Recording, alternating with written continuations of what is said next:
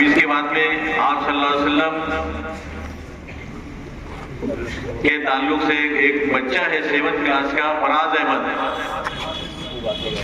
کوئی واقعہ بیان کرے گا.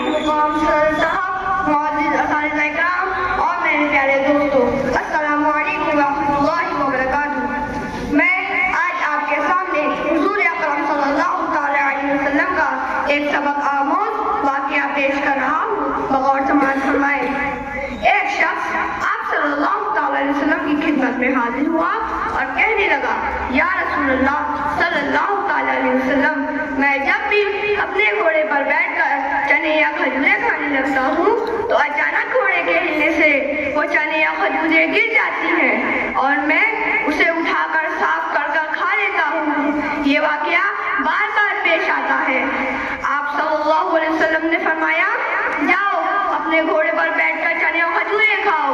اس شخص نے آپ صلی اللہ علیہ وسلم کی باتوں پر عمل کیا اور پھر وہی واقعہ